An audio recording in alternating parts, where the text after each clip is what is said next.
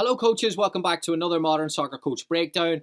I've got quite a few requests from coaches who are working at youth levels, 7v7s and 9v9s to talk about some tactical shapes and progressions. So today I'm going to look at some variations in terms of structures that you can use for 9v9. I hope you enjoy it. If you want more 9v9 or 7v7 stuff, please just like, so we can get an idea of how popular it is. Please like. Also, please make sure you subscribe. The more subscribers we have, the more content we can put out. I really appreciate all the support. I will also put these shapes on the Modern Soccer Coach website if you want to follow up and take a look at it. modernsoccercoach.com on the link below. Here we go. Thank you.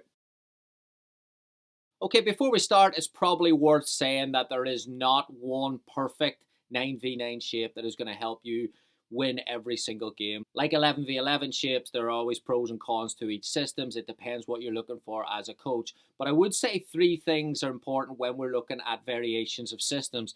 The first is that if you're a club that is going to have a tactical pathway through to 11v11 and to the older age groups, then maybe it's worth looking at some 9v9 shapes that can be consistent with those. Second of all, if we know anything about the future of the game, it's that it's going to change and keep evolving. So the ability to adapt to those changes is going to be a massive advantage for a young player. So exposing players to different types of shapes can also help in their development and their education of the game. It's not a bad thing to keep changing. Sometimes it's a good thing. It's part of the learning process. And the third one that is consistent with the second process is that there are some shapes that can bring out certain individual qualities, strengths, situations that you might want from a player development. So we'll look at that there. Certain things from your centre back, certain things from your holding midfielder, certain things from maybe your front three that again you want to give them experience in as they progress and learn more about the game. So I think there's a lot of advantages of looking at different shapes in 9v9, 7v7. So let's look at four shapes right now. Here we go.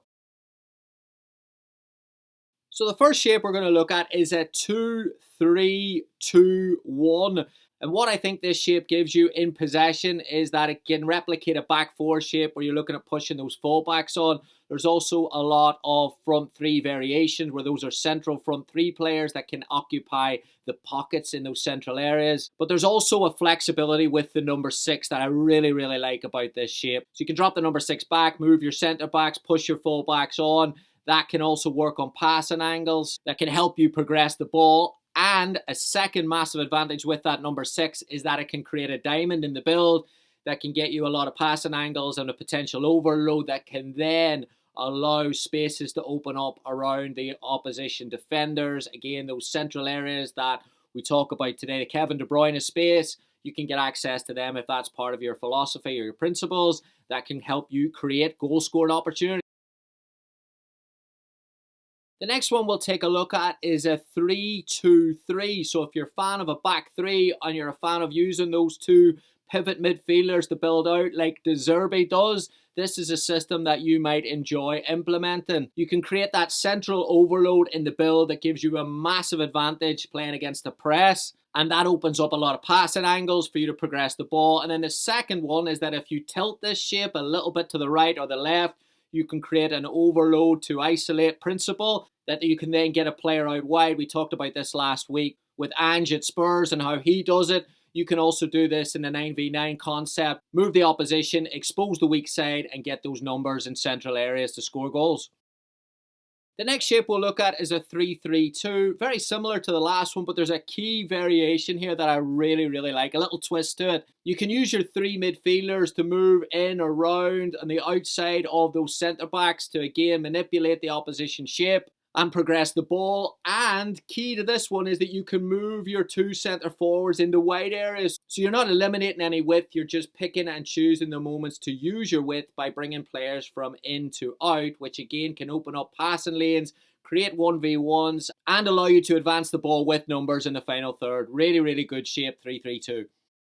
Hello coaches, you asked and we delivered. One of the most popular requests we get on this channel is passing warm-ups, and it's not the regular slow way to be passing exercises. No, what coaches are looking for is the one-touch intricate combination type exercises with that emphasis on quality, technique and tempo. So we have decided to put 30 of these exercises together and release them on an ebook. that you can get access to right away. If you're a youth coach who's looking for some extra technical work, or you're even a college coach or a club coach working with older players looking for some warm-up exercises or some pictures to align with your tactical objectives, we can help you out. Our new ebook, 30 passing practices, is available on the link below. It's a PowerPoint that includes video, session details, and coaching points on each slide. Tons of ideas, tons of different pictures, lots of adaptions. You can get it on the link below or at modernsoccercoach.com/shop. Thanks for the support and enjoy. And then the fourth shape is a 4-2-2. This is where you drop your fullbacks a little bit lower in the build-up, so it gives you again those numbers to get out against the press. It also gives you a really, really good structure in the middle to get those central overloads and to switch the point of attack to get a weak side fullback forward. So every pass in that switch allows the advancing fullback to get a little bit forward, and by the time you work that ball across, you can get that fullback into the final third, where again you've got numbers in and around the box to score goals. Another variation I like about this is if you drop your centre backs further back, you can then invert your fullbacks in the build again against the press and advance your central players into wider areas or into central pockets to again create central overloads and score plenty of goals. Really, really good shape to invert your fullbacks early. So there you have it, coaches. I hope you enjoyed that breakdown. 4 different shapes in 9v9. If you want more of this and you want to take a deeper dive into one of the shapes, or you want more 9v9, more 7v7 stuff, please either like or put it in the comments below if you want something specific, or if we missed something that you think we should take a look at, please put it in the comments below. I'm a big believer that in the future game, it's not necessarily about a shape and a structure, but there always will be a shape and a structure. I think problem solving and adapting is going to be a massive strength from a player development standpoint individually. So I think within a shape and a structure, the more different pictures that you can educate and show players and allow them to experience, I think it's going to be very, very beneficial. So I'm not saying to change the system every single week. So instead of curriculums looking at possession one block or shooting another block or attacking and defending, maybe it's different shapes that curriculums look at. Maybe it's different blocks with different shapes. So you can just keep educating players on those different pictures and then allowing them to see how different shapes give you different opportunities from an attacking and a defensive side. I think that's more powerful than sitting down with a board and showing them that there is a 4-4-2 and a 4-3-3 and a 3-4-3 and all those things. I think people learn by doing. And I think if it's structured and it's organised really, really well and communicated effectively from the coach or the club, I think you've got a really, really good chance of engaging that player more tactically, which can then maybe lead them to ask more questions or more conversations, which again can help advance an individual tactically. So I hope you enjoyed it. Please make sure you subscribe below. It means a lot for all the support. So thank you so much, and I'll see you next week. Goodbye.